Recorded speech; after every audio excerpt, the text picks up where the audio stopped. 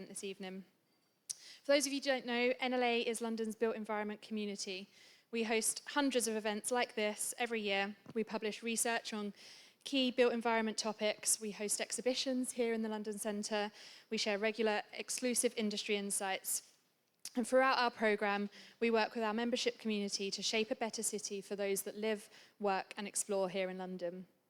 Membership starts from just £20 per month, so head to nla.london to sign up and be part of that conversation. For anyone who's not been to a Pecha Kucha before, it's a style of presentation where speakers are required to take on the challenge of presenting 20 slides for just 20 seconds per slide. This evening's Pecha Kucha features the winners of this year's Don't Move Improve Awards. A personal highlight for me every year in our busy calendar, the awards celebrate the best home improvement projects across London. Tonight's event is part of the London Festival of Architecture, a celebration of London's built environment happening right now and throughout the whole month of June all across London. This year, as we celebrate its 20th anniversary, the festival is embracing the theme of reimagine. So it's only fitting that for this year's Don't Move Improve programme, our theme is also reimagine the home. All of the homes featured on this year's long list demonstrate the importance of homes as living spaces that are designed to last, to be able to change and adapt to modern life in London, while also reflecting the diversity and character of Londoners and their homes. There will be a chance to ask our speakers some questions at the end, so please do get these ready for them. And I'd like to introduce our first speaker, Emma Perkin, co-founder of Emile Eve Architects, who designed this year's Home of the Year, Aidan Grove.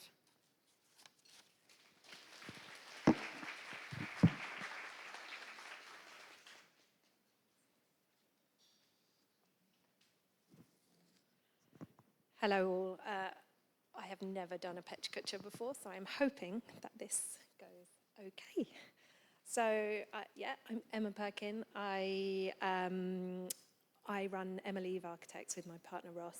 We're a small practice based in Broadway Markets at London Fields area. And I'm going to talk to you about Aidan Grove, which won Home of the Year and also the Materiality and Craftsmanship Award.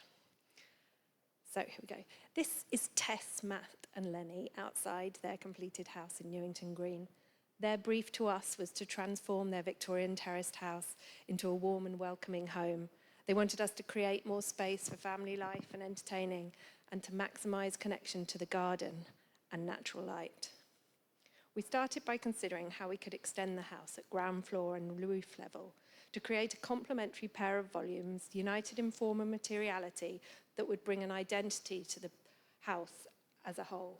We were also trying to reimagine the traditional relationship between a Victorian terrace house as a garden and the garden as two adjacent entities by introducing pockets of greenery at all levels. We began exploring materiality and colour, perceiving the volumes as monolithic forms as if carved from rock, their earthy tone complementing the warmth of the London stock brick. We were adding large volumes to the house and knew we had to carefully consider the approach to planning. We split the volumes into a householder planning application for the butterfly to mansard conversion and ground floor extension and a CLD for the outrigger dormer. Permitted development requires materials to be similar in appearance to the existing, resulting in many dormer roof extensions like the one you see here. But we began to see that this constraint could perhaps offer opportunities.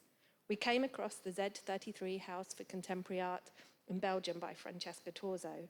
Torzo achieved the most beautiful facade of handmade clay tiles, the concept for the colour from mixing wine, water and milk. We thought maybe we could achieve something of this monolithic earthiness in a more budget-friendly way, using traditional quarry tiles. The 150 by 150 mil tiles calibrated our facades. We wanted to create a sense of solidity, so wrap the tiling around soffits and copings, playing a game of creating mass with a delicate rains green skin. Aluminium glazing, timber sash windows, grout and rainwater goods were all colour matched to the tiles. The house took on a unified identity, sending terracotta tendrils out into the garden in the form of benches and planters and gathering pockets of greenery into its folds. The form of the extension takes its inspiration from the traditional Victorian bay window. The orthogonal glazing line is set back within the angled volume. It holds a generous window seat pushed out into the garden to offer views to the south, west, and north. In total, we added 70 square meters to the house through the wraparound ground floor extension, and at the second floor, the mansard roof and outrigger dormer added a full story to the property.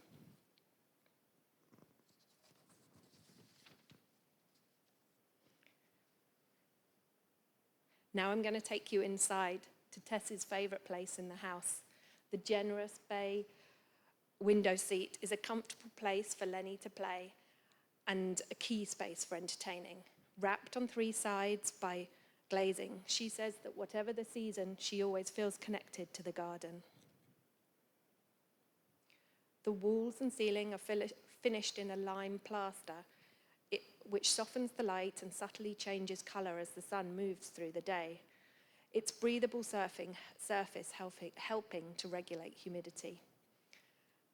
Again, relaxed family living and entertaining are at the heart of the design. Terracotta tones are drawn throughout the house, from the delicate flecks in the terrazzo of the kitchen floor to the living room where bespoke joinery is colour blocked with the walls in an inviting red tone.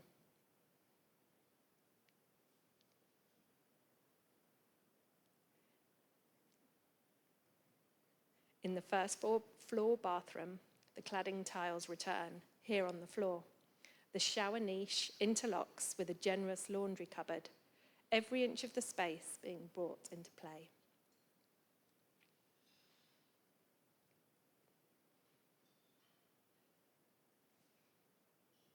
But it's on the top floor that the surprise awaits. Unseen from the street, as concealed by the existing parapet wall, exists a bright and airy bedroom with large ensuite, step down in the lower dormer extension.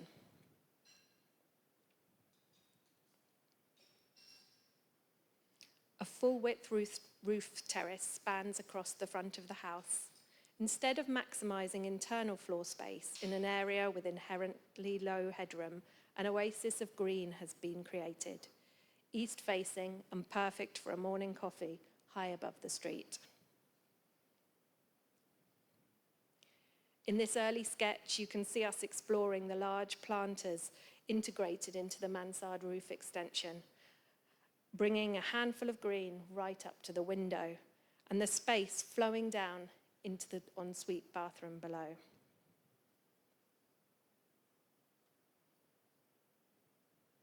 Here's that space as built. Again, lime plaster softens the light entering through the dual aspect glazing and roof lights. Wood fibre insulation adds thermal mass to keep the space cool in summer and warm in winter, and cross ventilation is encouraged front to back. As in the ground floor extension, offset glazing in the ensuite allows integrated planting to complete the square. A language of stepped horizontal planes was established, and bespoke full-width joinery slotted into the wall to provide ample storage. The stepped glazing essentially cuts back the corner of the volume and opens up wide, angled views across rooftops and gardens. The bathroom becomes a space for living, with its tiled bench an echo of the deep window seat below.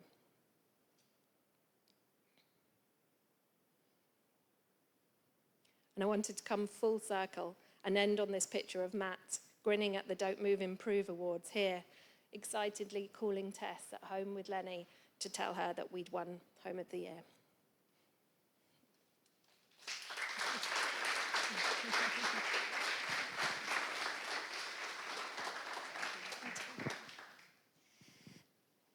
Thank you, Emma, for going for that amazing presentation and for going first as well, which is never easy. I would like to now introduce Mark Bonchek, who's the co-founder of Kahn and Bonchek, who designed 2 Up, 2 Down House, which was the winner of this year's Transformation Prize.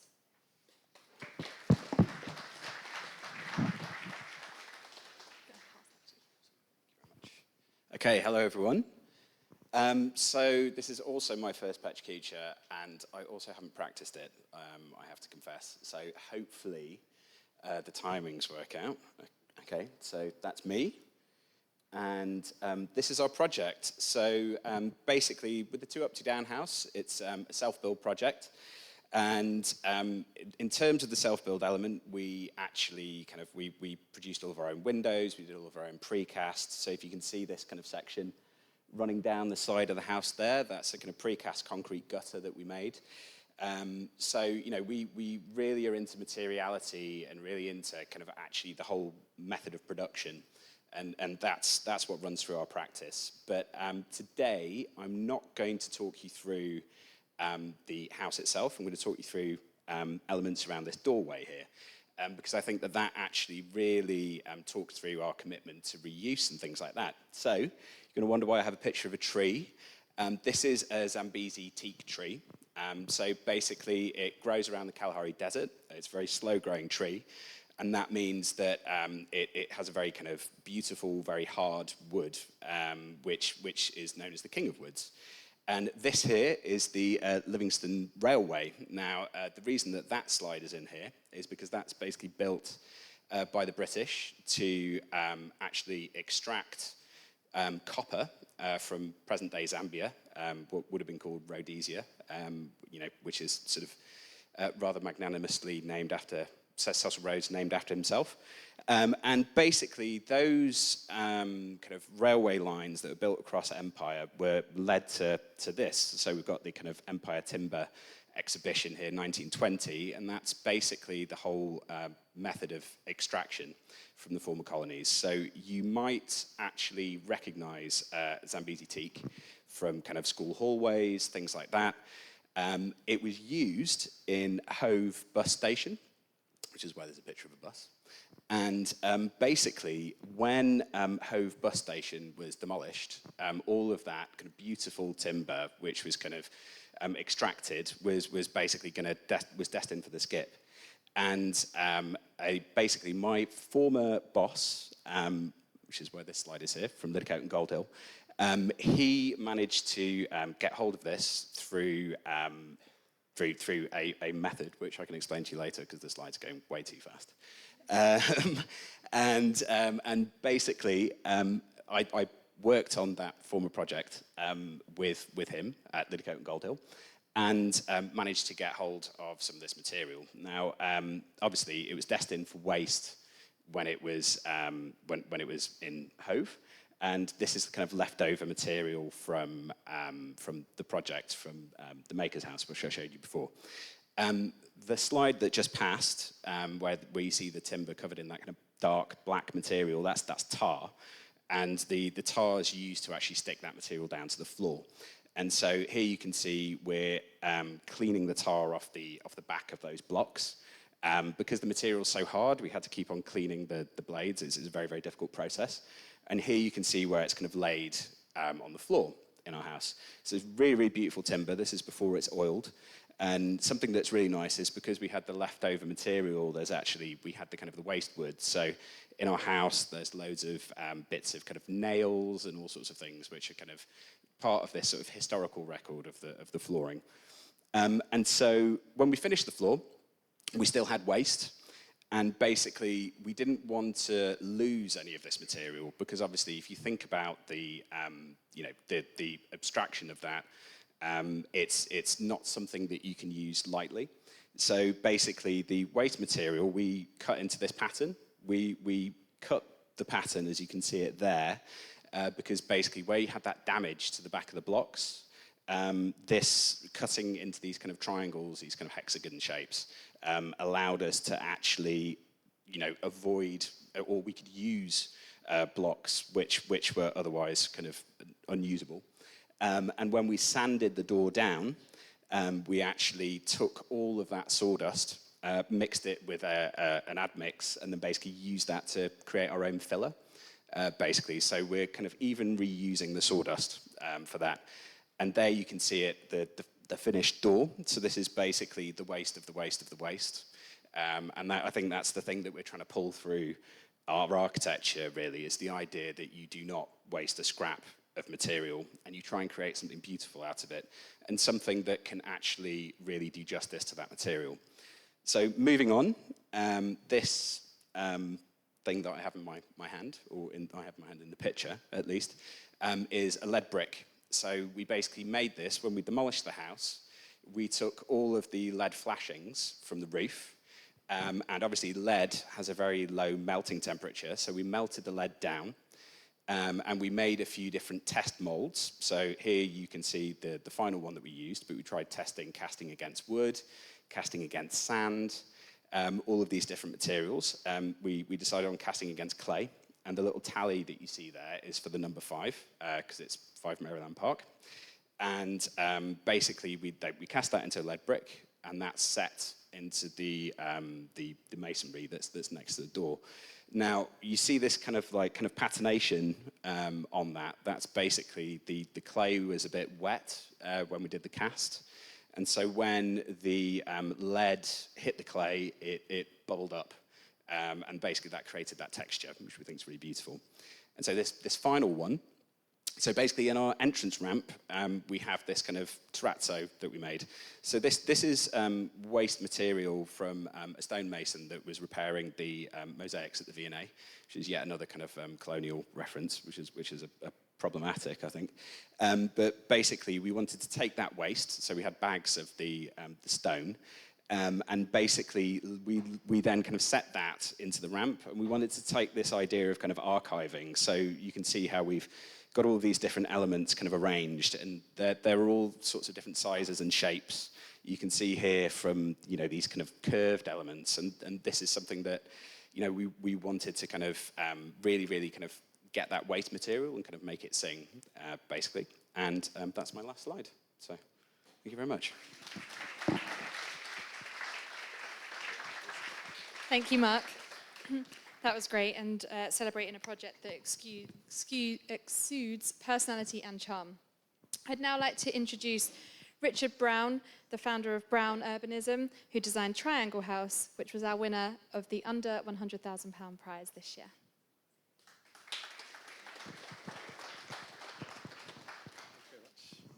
Hello.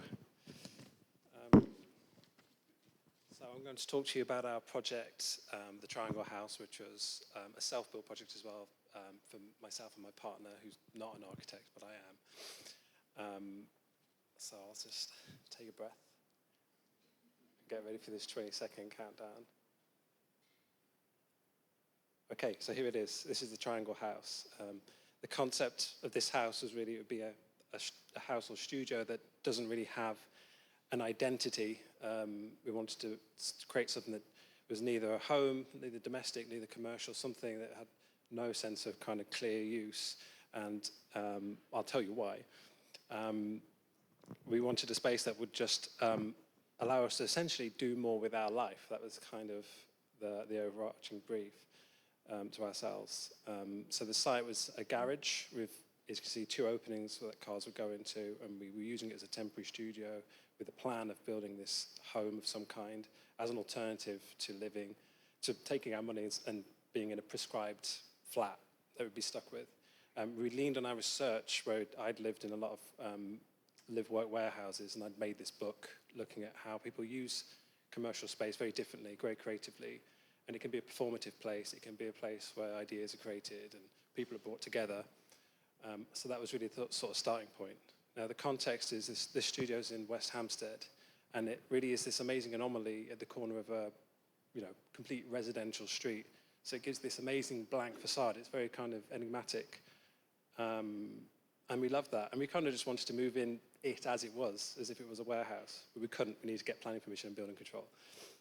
So this was a huge sort of interest of mine, and both of ours, was electricity substations, which are also these amazing anomalous industrial buildings that sit at the end of residential streets. And it was a great thing to do during the pandemic. These are all the ones from our part of Camden. So just looking at the facade, that was a kind of bit of a graphic match there. So this is as it is now.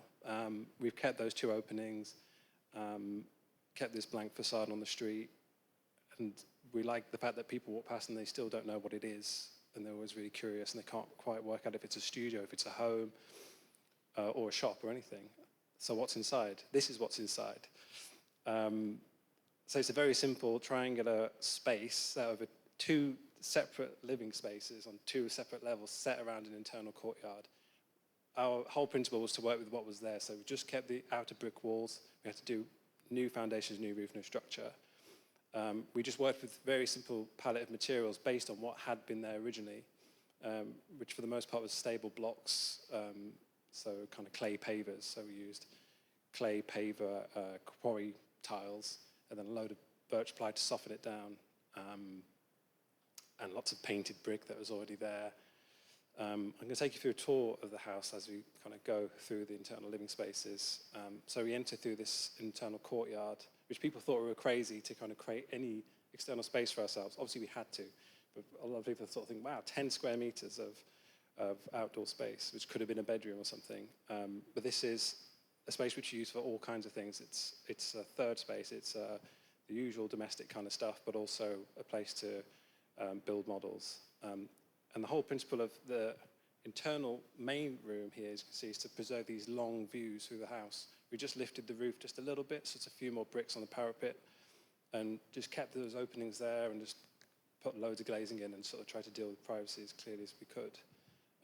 Now, the tight corners is something that always interests people. They think, what do you do with this sort of 45-degree corner?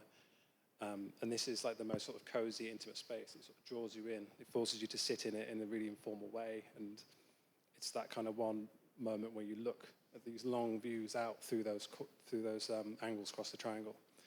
And this is the inverted bay window. For planning, we needed to kind of create some defensible space. It was a requirement, and it made sense. So what we did was just push this glazing back from the street and fill it with loads of bamboo. And there's a roof light above, which you can't get in this shot. But because this is north-facing, the roof light just makes sure there's lots of light going into there, and making sure the bamboo really grows up and it gives us tons of privacy. So if you move down now into the secondary space, we dug it out just a little bit. It was the original level, the original coach house. And you can see here, this is a sort of secret little workspace, and then there's a load of storage in those steps beside where I'm standing. Looking the other way, this obviously functions as a bedroom, but as you can see, the bed just slides underneath the bathroom, which gives us this clear room, which is really useful. So if you take video calls, you've got this lovely clear space behind you and a bit of courtyard. So it just means it encourages you to use it in lots of different ways, and you can use it as a sofa as well, and sort of just have it as a kind of place to sit and read a book. And this is the bathroom, which is also open to the house, but it's a kind of brick enclosure, really simple brick, single brick skin, painted on for now. Obviously, we're under 100K prize, and there are reasons why it's just a very simple finish. This is a massive wet room, by the way. The bath comes out, and it's like a kind of much more accessible thing in the future if you don't have the bath there. So yeah, under 100K, we did this all ourselves, me and my partner. This is Katrina, mixing some concrete for a manhole cover, which we wrote our names in. And I think it was a really important part of it. There's no way it would be under 100K if we didn't do it ourselves. And obviously, it was a massive learning experience. But because it was such a modest project, single-story conversion, we could just about do it. Now, I just got last 3 or 4 slides just looking at, obviously, what my opening concept was, which was something that would allow us to do more with our lives and sort of accept the chaos of living and working at home, and kind of accept all the kinds of different things we might want to do in our homes, or encourage us to kind of think of things we want to do that are more creative, or how we want to engage with people when they come into our house, or how we might want to open the house up to the public. This slide is obviously just what it's like in the evening generally, and still has that kind of quite cozy, kind of ambiguous kind of nature to it. So yeah, a place where we invite people over and we can do kind of workshops with kids. These lot just threw glitter all over this floor, and look at it. It was a good test. It all came up through the Hoover, so we're happy about that. And you can see there's a sort of photocopier in the space at the back there as well. So it's just kind of had to take on a lot of the kind of flux of our life. And this is my last slide, which is, I think, put it to the test. And this is kind of what Katrina and I always wanted to do, is to have more people coming in and rehearse and play music and kind of plan things in our lives that we can do that we just wouldn't really normally be able to rent the space to do. We can just take the furniture out and, move forwards. And that's my last slide. Thanks.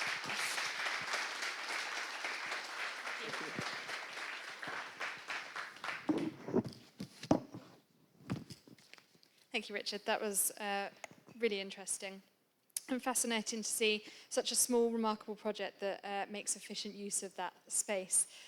Next up, we've got Alex Gore, who's the co-founder of Price Gore, who designed Chelsea Brute, the winner of our Urban Oasis Prize.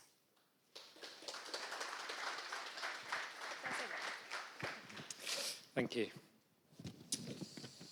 Okay, so I'm Alex, and I run my practice with my partner, Dingle Price, and I will talk to you about our project in West London.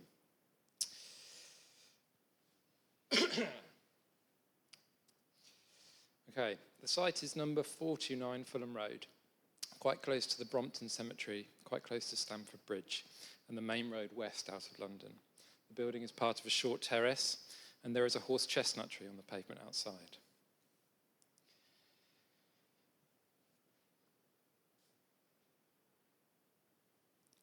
It has a secluded, quite urban outlook. There are internal views into the dense city block behind, full of everyday lives, a little like a scene from Rear Window.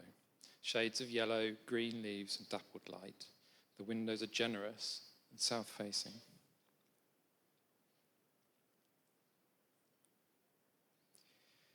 The facades are cleaned, carefully repaired. The garage is infilled, replaced with a charging point and a bicycle store. We bedded in plants around the horse chestnut tree, and the ivy is slowly creeping back across the masonry.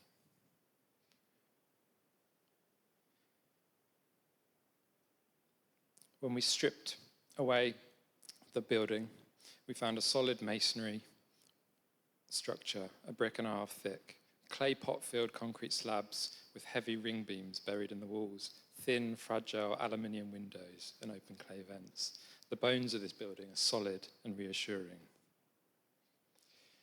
It's a collaboration in a way with Morgan and Branch, their drawing from 1964, a section through the concrete stair. The ground floor here at pavement level.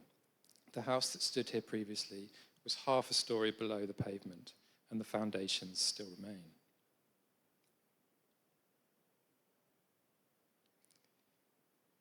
It was an opportunity to break out the slab and excavate again. Now a 3.6 metre high, loose, relaxed room attached to the garden and separated from the street.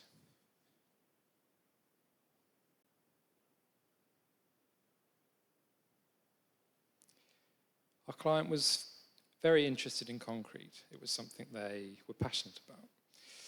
We needed a variety of retaining walls, one of them quite high across the width of the building, others lower just to restrain the party walls, and one curved in the garden.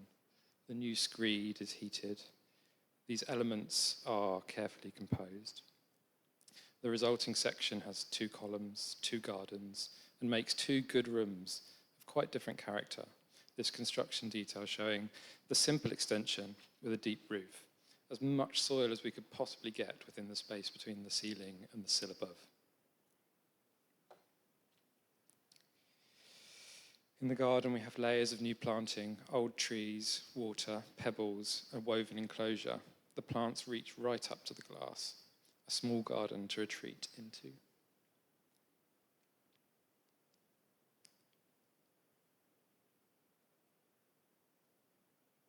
And above, new planting, grasses, tall plants weaving into the tree canopies. Here, the circular column and the circular roof light. A deep sill for objects, people, pets. A garden for looking through.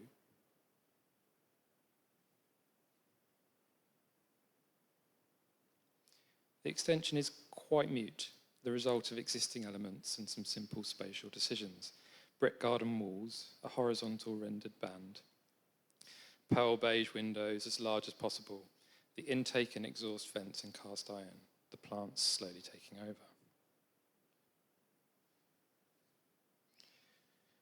We deployed simple strategies for comfort based on orientation and an observation of the context, carefully installed materials and patterns of use and human habits.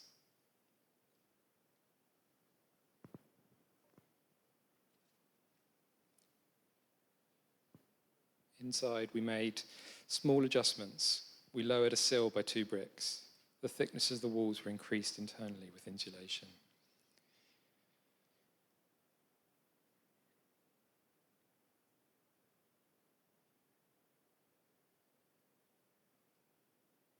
On top of this, there were additional layers, complementary materials, things that added texture to the building. The rooms on the upper floors becoming more intimate, softer, lined with curtains and dyed timber.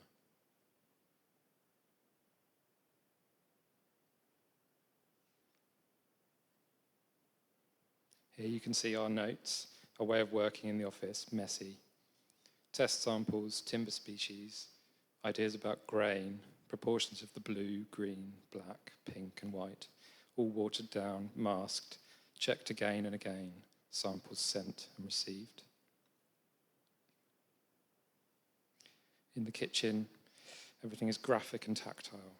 Steel-angled handles cut across the vertical boards. It feels monumental and domestic, repetitive and rhythmic, with a sense of daily ritual and delight.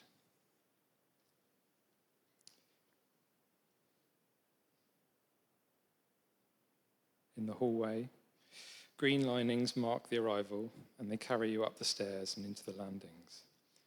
Black steel extends the palette of new materials to fill in the gaps. Anything you touch, a handle, a handrail, a switch, a knob. The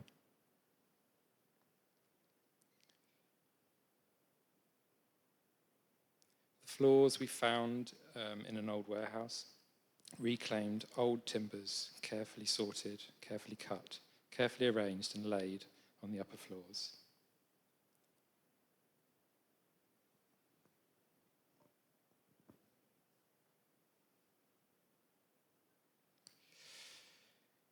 And here we see the new room on the lower ground floor, the filtered light, the column that holds the edge of the room, and a bench that makes a warm place by the garden in the sun.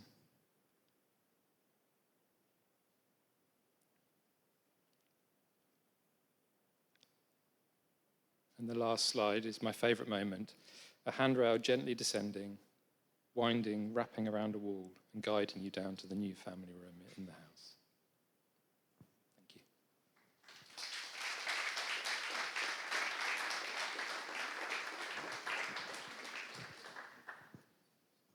Amazing, thank you, Alex. It was amazing to see how we kind of make use of that vital green space in the kind of London locations. So we've heard from designers and a designer home builder. Yeah, that's right. But now we've got a homeowner, so a slightly different perspective.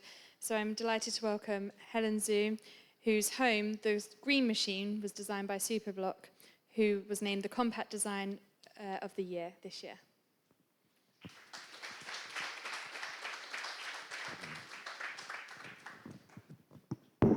Hello. Just bear with me. It's also my first time doing this kind of presentation, so please be gentle. Might be my last. Who knows? Right. Cool. So yeah, I'll be talking through The Green Machine by Superblock Studio, and yeah, I was the project client for it.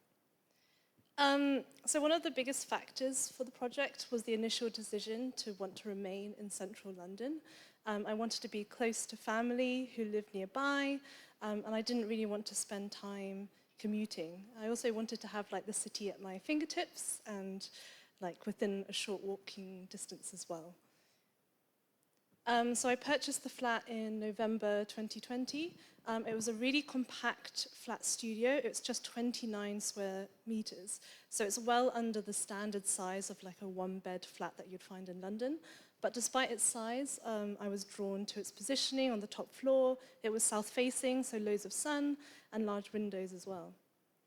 Despite its brightness and openness, I found it difficult to structure the flat to accommodate the different functions that I wanted out of it without further subdividing the space. And I wanted a minimal living aesthetic as well, which was challenging with the limited storage. So I contacted Superblock Studios. I had seen their work on design, and I was really impressed with their creative thinking, especially around small spaces. Also their like questionnaire process and getting to know me and taking their time to really understand how I wanted to live in this space was really important and just amazing. My budget was really small, so the strategy they devised was to focus the budget on a specific area of the flat in the form of flexible joinery that was really high quality rather than dispersing it across various elements across the flat. So after several design iterations, 3 configurations emerged. One of these was the lounge configuration, where I would have this comfortable space to sit and relax. And this axo shows the multifunctional sofa kind of opened up in a loungy bed format, which could also accommodate a guest if they want to stay around. The second configuration was kind of like the work mode, where the desk folds down from the wall. And that was important for me as well because I could close off work at the end of the day by folding it up. And also there was storage for my laptop and books and everything to be tucked away when the work was over. The third configuration was kind of like the entertainment config. So the sofa is turned 90 degrees to align with the closed office joinery, and then the backrest of the sofa opens out and becomes a really large table that can seat like 5 people around it. Also, the table legs are hidden too within the thickness of that. So yeah, the sofa is a really hard-working piece of furniture. As mentioned before, not only does it change into a day bed, it can also sit 2 people around it in half mode, or like up to 5 people around the table as well. And also the storage boxes become seating for the table around it as well. So lots of testing and work went behind the selection of the material itself, as the ambition was to be as sustainable as possible. So Superblock suggested this bold green Valcromat, and Valcromat is a color-impregnated timber board made from recycled materials, and that fit the bill perfectly in terms of design and also stood up to my spill tests and things like that. And here we have the finished design. So the bed nook sits behind the sofa on a slightly elevated platform. So it gives it a kind of like a cozy feel and like a space that is bed area without the use of partitions, but still connected to the space as well. And here we have the desk opened up, my work desk, so it's facing the windows, but also it's far back so that the glare from the sun doesn't distract me too much. And also it kind of shows the incredible amount of storage that was built into the space, which obviously helps enormously when you've got such a small space. And here we've got the boxes pulled out of the sofa, and then that bespoke cushion that's designed to fold over both surfaces to make for that loungy feel where I can really like lounge back or have a guest stay over as well if needed.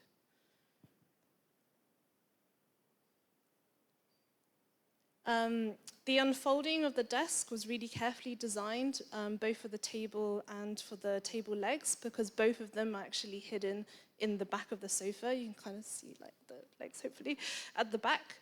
And also additional storage is in that elevated platform, and also like where the mattress was, there's more underneath that. And the table can operate as a half table as well as the full table.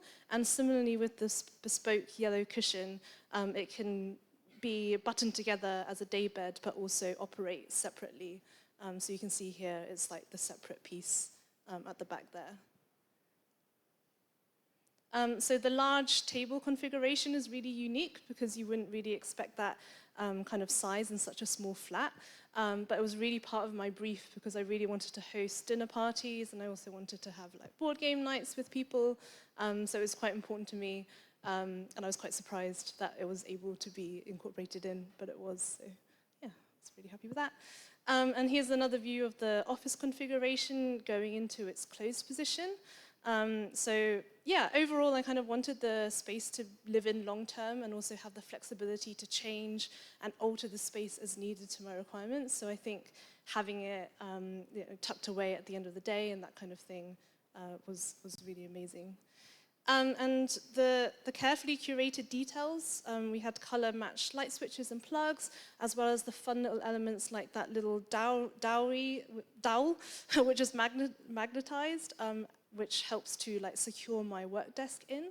It adds that kind of level of sophistication and playfulness. So the end result has been a major joy to live in, and also the color blocking kind of helps define the various spaces of the flat and also like integrate the joinery into the space. And Superblock calls this a room within a room, or the green machine, but I kind of call it the green dream, because it's like quite a dream.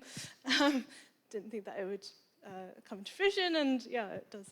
And just to finish off, this is just a little drawing that I made for Sarah at Superblock. She couldn't make it today because she's based in Canada, and we actually did it remotely, so that's kind of impressive as well. And yeah, the whole project was a real pleasure, including this evening, so thank you for having me.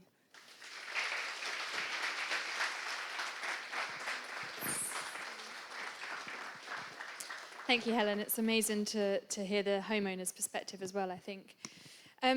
So that's the last of our presentations. We've got some time for some questions, so I'd like to invite all of our speakers back up to join me up here. We've got a roving mic, so if anyone has a question, just pop your hand up and we'll bring the mic to you. Does someone want to kick us off? Anyone have a question? Okay, when everyone gets up here, I've got a question, so I'll kick us off.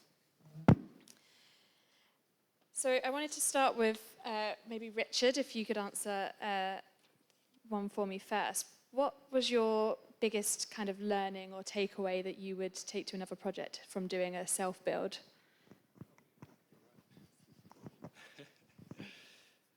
My biggest learned thing from doing the self-build, personally, I mean, the thing I learned so much from was working with real tradesmen and tradespeople who came and help on site, and actually just, I guess, I don't know, it was a bit of a revelation for me, is that I just managed to get along with people on site so well, luckily, because I think they sort of just felt sorry for me, taking on this, being so clueless, trying to kind of like lay bricks and all the rest of it, and I think, yeah, that in that exchange I actually just learned so much as a professional, but also as a person as well, like kind of just sharing stories with people. And I think like there's something about self-build itself that it's just a great practice, a great thing for anyone to do if you can.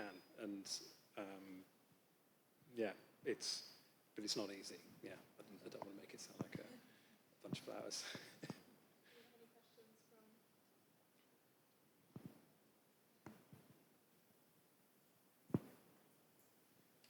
Simple one. Emma, is it? Love the cladding. You mentioned permitted development and materials. How did you get that in? Was it on the original building then? So, yeah, as you say, in permitted development, you need to, this is maybe a little bit, I don't know if everyone knows what permitted development is, but I did just say it in the presentation because I only had 20 seconds. But if you own a whole house, you have some planning kind of rights, which are called permitted development. So you can do a certain amount of adaptations to your property without having to go down the full planning route. These can involve kind of extensions at roof level or ground floor side extensions, but there's quite strict guidelines. And one of these is about materials to match existing. And although most of the properties on that road had slate roofs, ours actually had a kind of red clay tile roof, a red clay butterfly roof. So it was the kind of the red clay tile that we had to utilise in the permitted development application, which was for that outrigger volume at the back. And then that kind of drove, we wanted to continue that material in the planning application. So we put in consecutive, simultaneous applications, which is always a bit strange because you have one set of drawings that shows some things and one set of drawings that shows another, even though you know you're going to put them together. So yes, we had to match a red clay roof, which, like that kind of, maybe not the most desirable dormer extension. Usually people will do that just with a kind of hung tile, but instead we use the material as a kind of, the red clay tile as a kind of flat facade cladding. Does that make sense?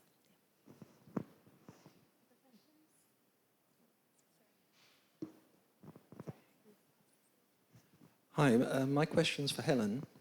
You threw in at the end that the process was done remotely with your architects. That took me aback a bit, actually. Could you talk a bit more about the advantages and disadvantages of working in that way? Did they never visit the site, or did they visit the site at some point in the process? They visited after, actually also the husband. I think when the project, when that was displayed in Design, was when they were living in London. So when I contacted them, I kind of assumed that they were in London, but actually they had relocated to Canada. So I think initially I was a bit like, oh, how will this work? But I think through the initial questionnaire and getting to know me and understanding my requirements, I think that put me at ease. And I think there was quite a lot of trust both ways. So I think they had to rely heavily on me to, navigate different contractors coming in at different times, electricians, etc.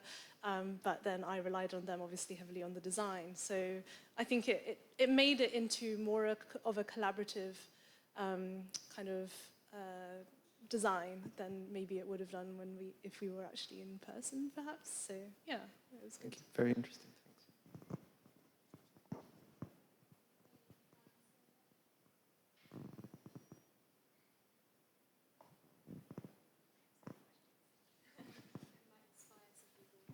Thank you.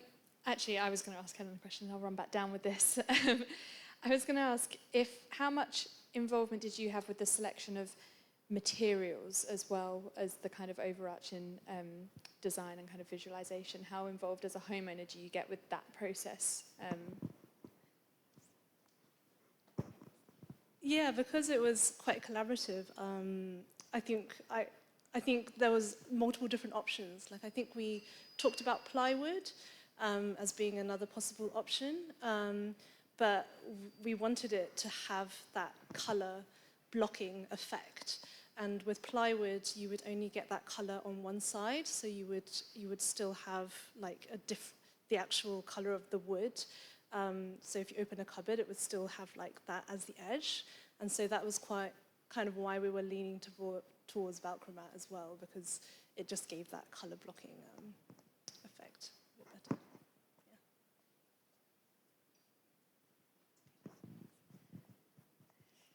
Yeah. Mark, you told half a story about how your boss got hold of some timber. I don't know if you wanted to touch on a bit about kind of how that came about and how you ended up with that timber for the project. Yeah, so I guess with that, I had to gloss over a hell of a amount there, and including just the kind of troubling nature of using the material itself. It's quite kind of a loaded thing. But essentially, the story of how my old boss got hold of it. So his friend's father-in-law is a timber specialist, and basically saw all of the that timber, including all of the kind of loaded history behind it, being just loaded into a skip. And so he basically told the builders to set it aside, came and collected it. And it ended up in a barn in Surrey for a very long time. And basically, my boss went round to his friend's house and saw that there was a barn full of this kind of beautiful timber. And basically realised that because it's so remote, they couldn't they couldn't kind of sell it. Kind of use it for anything, so that's how he managed to get hold of it, basically.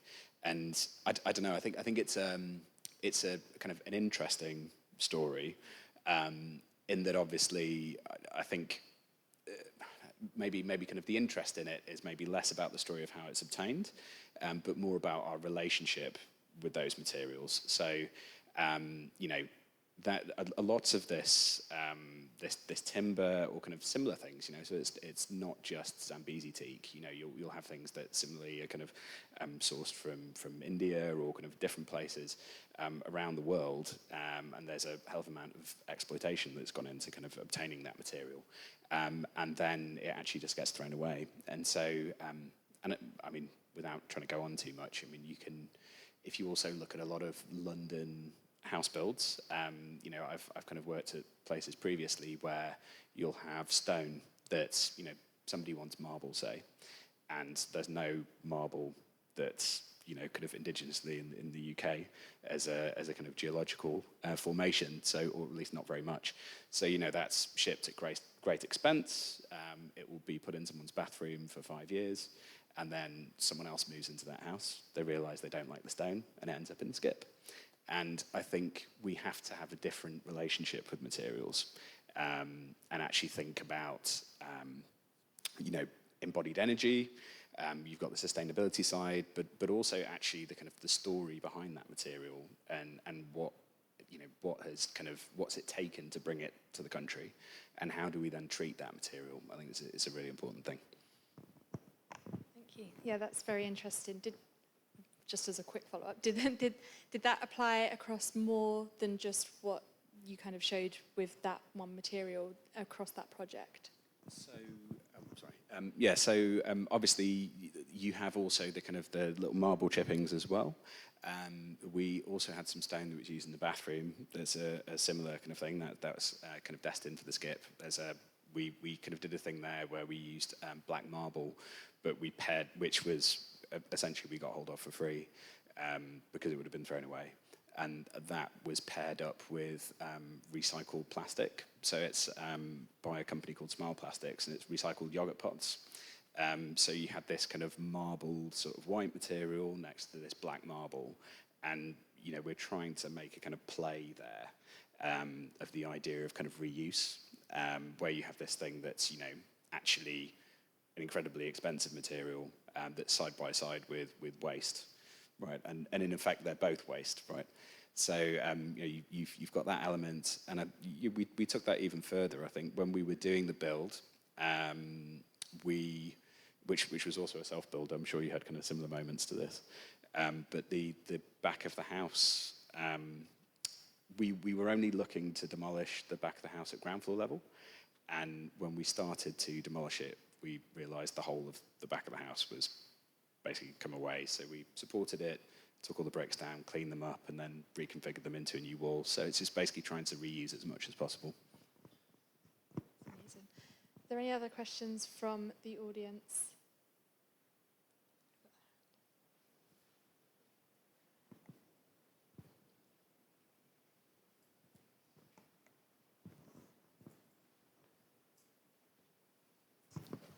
Yeah, question to any of you really. What are your top tips for finding the right contractor within London and at the right price?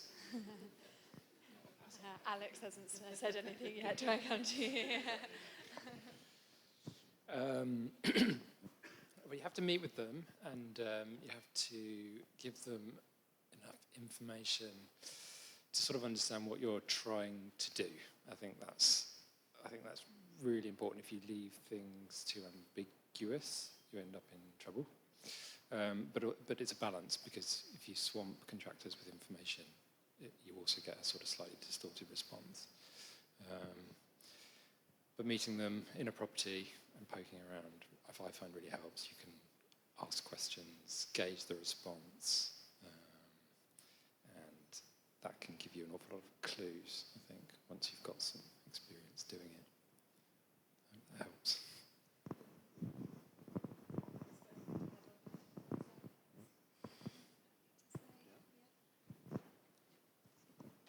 I think, yes, I think I would echo Alex in saying meeting them in a property they've completed and meeting the clients they've worked with before. I think as with a client and architect, client and contractor is also quite a intimate, intense, long relationship. You need to make sure you're getting into it with someone that you can get on with. I think asking past clients questions like, how tidy did they leave the site? How did your neighbours get on with them? You know, it's those questions around kind of their consideration to your neighbours is a big thing. You have to live with your neighbours afterwards, and if they resent you for noise and dust and bad music and smoke and that's going to be tricky. Yes, I think having enough information is key. We usually go down a competitive tender route. We have a pool of contractors that we've worked with time before. No one is perfect. But also just be wary of the flashy vans and the logos, and you know, sometimes it's that flashy front is actually not the, you know, it can be the person who maybe doesn't have the best person skills, but will work hard and is kind of, yeah, has the same ambition as you, that kind of can become the right member of the team. Quick one on that, I think. Just a very quick one. The key thing that picked out there is the kind of at the right price, and construction's very expensive at the moment, and the right price might not be the cheapest price. So I think you need to look at what it is that that contractor is offering you, and go for the most thorough is what I'd say. Hey guys, thanks so much for sharing your stories. Two key themes I noticed in most of the things you shared were this kind of like need for inviting nature into the spaces that's being created, and a desire for like space for building community. You mentioned it in having friends around for games night, and it was mentioned in other stories like having kids around to play in the living space. I just wondered like how much more of an importance is that having on future existing projects, you know, future projects you're kind of working on, and how are we going about doing these things, like making these spaces? Anyone in particular, or? No, it's anyone who wants to? Sorry. Well, I guess this is the thing about my project. I think I'm trying to make it like a prototype that I can show to clients and invite them round, and I think kind of open up ideas about actually other ways of thinking about what your house might be, and sort of loosening yourself away from the kind of prescribed idea of like, you know, this is where I sleep, and this is where I shower, and this is where I'm going to eat, and kind of really start to like have conversations with them about, you know, what you're into, and like what are the things that you would like to be into, or, you know, and I found my project, when I've showed it to clients, I think they're a bit surprised by it, because I think it's not necessarily like the projects I'm working on where clients that paid. So they go, oh, under 100K, oh, it's all just like one room. And yeah, and then I just found it's quite a good device for them to talk about, yeah, the things that they really want to kind of do in their lives. So I'm finding it useful as a tool. But I think I'm noticing, yeah, the universal thing of everybody wanting to be closer to nature or have nature come to their house, and the discussion around sort of biodiversity, and I mean, I think that what I found in my little tiny 9 square meter courtyard is that even just putting in a ton of bamboo and some bird feeders has had this amazing effect. You know, like these birds are coming in, and these tiny little sparrows, a family of them, eating aphids off the bamboo, and then they're eating the seeds, and there's wasps in there, and there's just kind of, it's just alive, and it's just kind of, you know, no one believes that 9 square meters in this very kind of urban environment would kind of bring this amount of kind of actual visual amenity, as well as like feeling like, well, actually, I want to do more. I'm going to actually get that green roof on there, and I'm going to, you know, do all this kind of extra stuff, which shouldn't be extra, should just be embedded. Yeah, I think you're absolutely right. I think these sorts of considerations are really important for just general quality of life. And I suppose, you know, reflecting on our project, which is it's not a small house or a modest house, but it does have proportionally a very small garden. But what we were able to offer them was through kind of careful composition, this sort of sense of spaciousness. And even in some of the upper rooms, we take advantage of the fact that there's this amazing horse chestnut tree that just fills your window with kind of colour, and it changes throughout the seasons. So I think you can be, you know, if you can be observant and sort of sensitive and open to those issues, you can really transform people's kind of day-to-day lives with very simple things. And I do think that's important.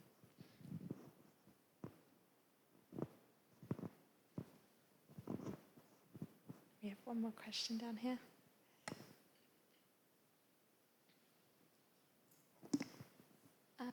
I've got a question for Mark, and it's a bit of a twofold question. So how long did the materials that you take, and I mean, how much does that add to the project itself, and how do we go about convincing the clients, you know, you should go for it and like really try and learn your material So, sorry, I didn't catch the first bit of the question there. Sorry, how long did the material study take? Okay, the study, sorry, was that all? More like experimentation when you started using. Okay, yeah. So we were kind of playing around with lots of different things throughout the project, and obviously, as it's a self-build, it really gave us the scope to do that, basically. So I mean, we've done other things. So we did this kind of folded timber step. Basically, got a piece of wood and kind of cut it and then stuck it back to itself. So there's like end-grain timber on one bit and this kind of book match bit on another. And I think a lot of the things are just things that we've really wanted to kind of play around with for quite a long time. We did these little bits of burnt timber just to try it out. I mean, you can't really see them in the finished project, unfortunately, but we just wanted to kind of have a play around whilst we could, whilst we had this kind of element on site. So in terms of how do you then provide that for a client? So there's a certain amount of kind of embodied knowledge in that, so there's things that we've done that we can then kind of apply. And I think also it's something that's very important to us to actually keep a hand on kind of making. And I think it's something that we look to actually kind of provide to kind of make elements. And also just to have that kind of knowledge that we can then kind of ask the contractor to do that. But yeah, it's a difficult balancing act, kind of translating that from a self-build project into a traditionally procured project, because contractors like to just use new material. They know how it works, and I think a big part of it is conversations with the contractors. So we have a bunch that we use. And I'm constantly having conversations with them, showing them things, working out how we can use things, and I think that's the best way of kind of developing relationships, basically. I hope that answers your question. Is that okay? Perfect. Okay. Are there any other questions before we wrap up? No. Okay. Well, I would like to thank all of our speakers. I think that was an amazing, insightful kind of set of presentations, and the answering of your questions there was really amazing. I'd like to just finish with telling you all a bit about something that's happening at NLA at the moment. So we've heard all about the transformative impact that reimagining space can have on the home, but what about if we applied that principle to London as a whole? So at the moment we're running a competition called Reimagine London. It's our big ideas competition for London, and we're calling for your innovative, aspirational ideas about the future of the capital. There's a £10,000 prize fund for the best new ideas for London, and the competition is open to all, and the deadline is less than a week away. So if you want to know a bit more and you're interested in telling us your big idea for making London better, head to nla.london where you can find all the details there. I hope you've enjoyed tonight as part of the London Festival of Architecture. Please do check out more events throughout the festival. It's running for the whole of June across all of London. And I think we've got a bit of time to kind of hang around here until about 8:30. So grab another drink, maybe ask these guys if they're happy to stay around a few more questions. Yeah, hope to see you all soon. Thank you.